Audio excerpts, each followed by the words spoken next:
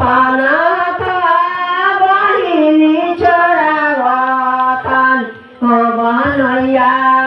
थवा धारावतनी बनैया